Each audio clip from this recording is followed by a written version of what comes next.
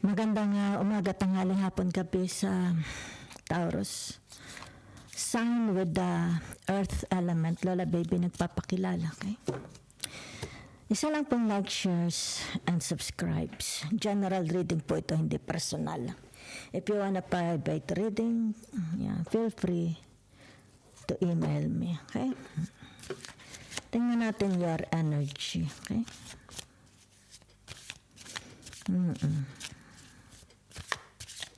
The Taurus. There is a fountain of youth. It is your mind, your talents, the creativity you bring to your life. Okay? By Sophia Loren. Okay? So yan ang energy. Yan. Your energy. Okay?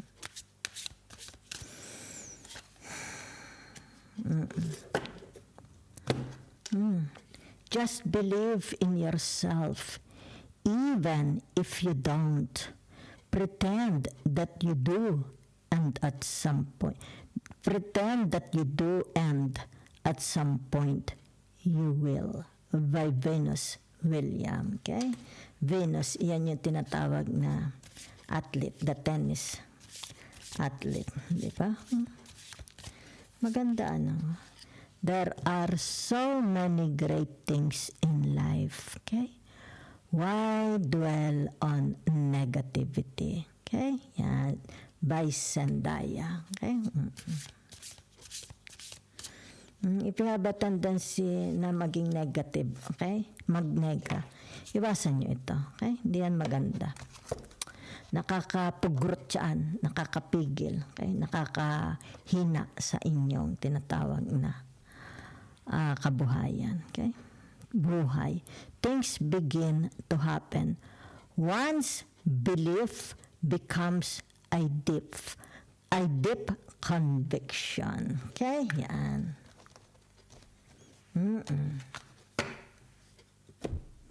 So, gamitan ko kayo ng tarot, ha? Maganda naman. La la la la la la la. La la la la, on the bottom card, okay? 2, 4, 6. Narito ang tinatawag na the 6 of Pentacles. Yan, ha? Okay?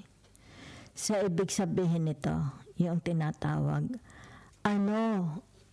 kagandahan, di ba? Meron ka. Yan, ha? Okay? What you are capable of. It's like sabihin na natin, you can sing. Kasi ito, di ba? It's like the page of knights. The page of knights. The page of pentacles, di ba? It's like sabihin na natin dito, I have a gift. I have a talent. So what is this? Okay? Ibig sabihin nito yung tinatawag siguro kailangang i-practice mo, di ba?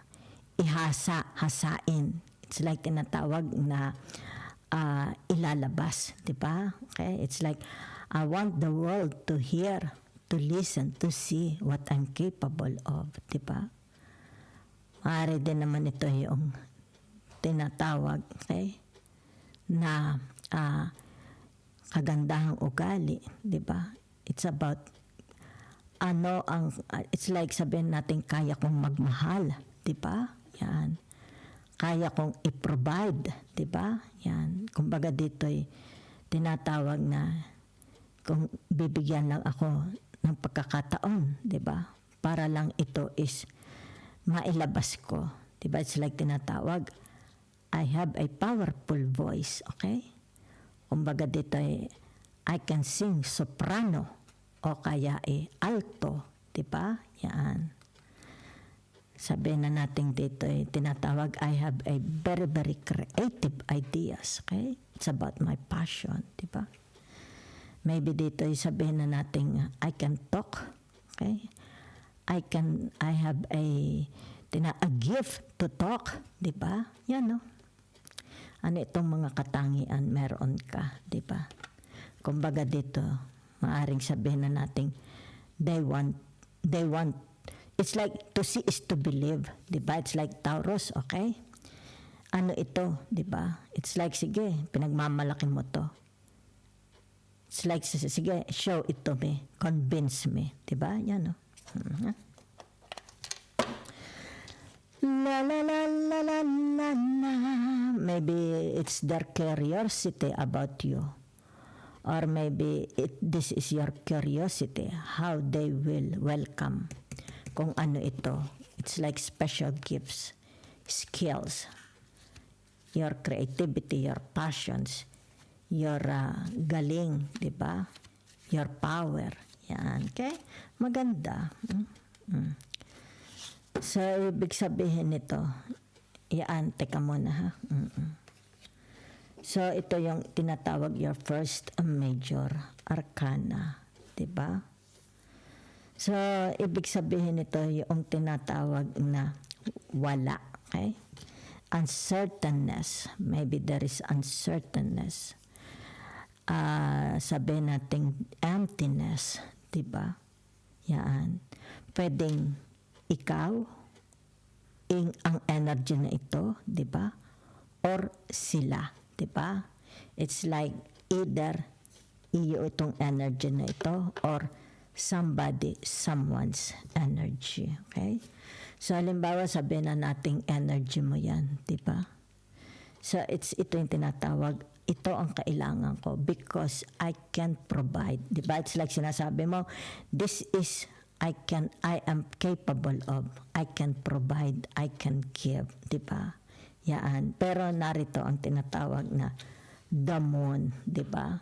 So pag sinabing the moon, you are expressing, okay? Your sadness, the emptiness inside of you, di ba? The insecurities, your insecurities, okay? Yan. It's like, I hope, I dreamed, I wish, okay? I pray, di ba? Na sana is kung ano itong tinatawag na emptiness, sadness, grievances, di ba? Insecurities. Yan.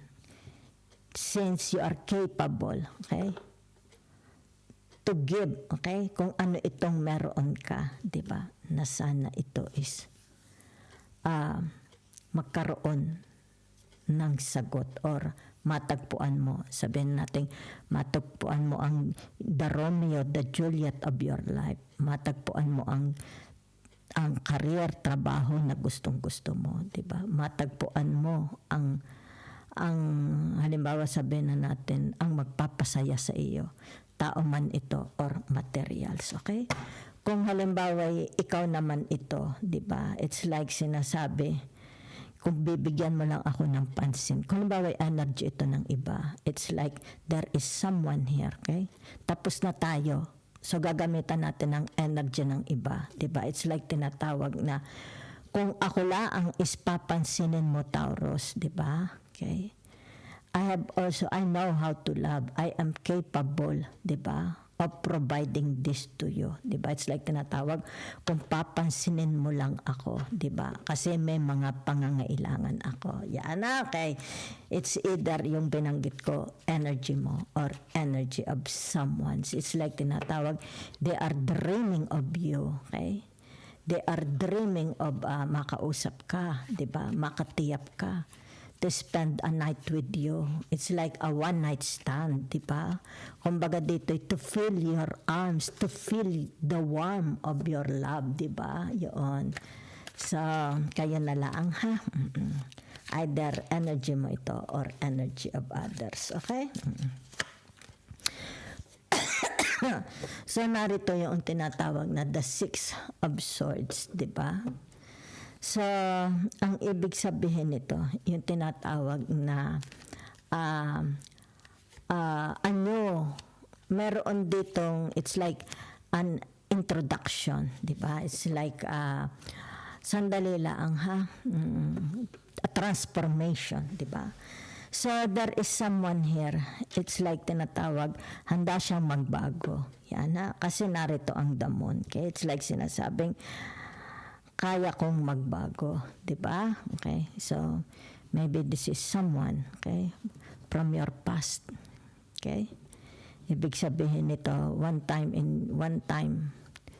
in your life na nakasama mo siya. Okay? Kumbaga dito ay nagkaroon ng breakup. Kumbaga dito ay nagkaroon ng absences, di ba? Kumbaga dito ay nagkaroon ng tinatawag inactive. Inactive, okay? Wala, no activities. So, ibig sabihin nito yung tinatawag, look what I am capable, what I can do now. It's like sinasabing, if you will only give me a chance, di ba? Nagbago na ako, di ba?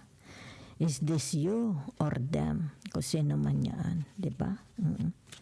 They are asking for a chance, okay?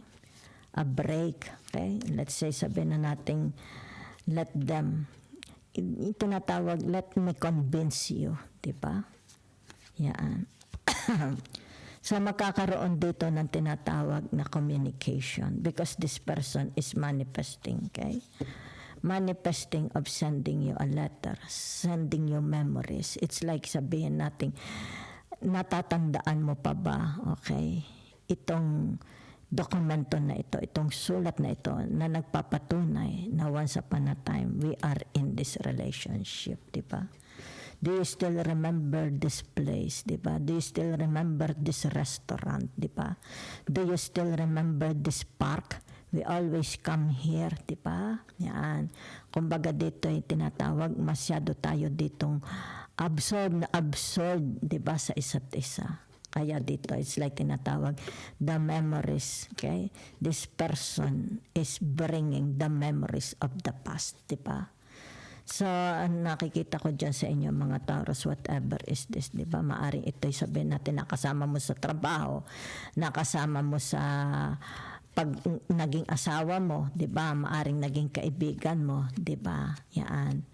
So, ibig sabihin ito, merong mahalagang pag-uusapan, di ba? It's like tinatawag, remembering. Okay? It's like meron ditong bubuhayin. Yan. Bibigyan buhay. Parang the death, di ba? Kumbaga dito yung tinatawag na dugo, halimbawa sabihin na nating matagal na, it's like a Frankenstein, di ba? Matagal na siyang patay. Kumbaga dito, pag nilagyan ng kuryente, mabubuhay uli. Meron siyang gustong buhayin. Okay? Maybe this is something to do with the past or present. Okay? The present, yung ngayon, di ba? Na let's say sabihin na natin, nakita niya sa vision niya, di ba? Yan. It's like sabihin natin, this is the only time, this is the time, okay? Kumbaga dito ay kailangang bigyan ng action, di ba? Okay. So, yan ha. So dito, ibig sabihin nito, yung tinatawag ko, ilalagay natin ito din di ba? Nagkaroon dito ng panlalamig, yan na. Nagkaroon dito ng distansya, okay? So, ibig sabihin nito, kaya lumabas itong taon na ito. It's like tinatawag, okay, buhayin uli natin ito. It's like tinatawag, buhayin natin ng bonfire, di ba? Magtayo ng bonfire para magkaroon ng warm, ng init. Okay, sa tinatawag na the Seven of Cups, di ba? So, ibig sabihin ng the Seven of Cups na ito is like tinatawag na a soulmate, di ba? Yan. Whatever is this, okay? This person is looking for a soulmate. Ikaw ba naghahanap ng ka-soulmate or sila? Ikaw, ibig sabihin nito, ikaw ang aking soulmate. Maybe they find, nakita nila ang sarili nila sa iyo. Kumbaga dito'y nag-conclude sila, nag-isip silang, ikaw talaga ang soulmate ko. Ikaw ang kailangan ko sa buhay ko. Ikaw laang ang makakapagpuno, okay, ng kakulangan sa buhay ko. Yan ha. Pwede rin yung trabaho, pwede rin yung i-apply sa trabaho, di ba, sa materials, di ba? Pwede yan, okay? It's not only applicable sa tao, okay? So, meron dito yung tinatawag, palagi kanyang pinagnanasaan, palagi kanyang pinapangarap. Siguro palagi niya tinitingnan ang iyong profile, ang iyong Facebook, di ba? What you are posting, what you are tinatawag, sinishare sa public, okay?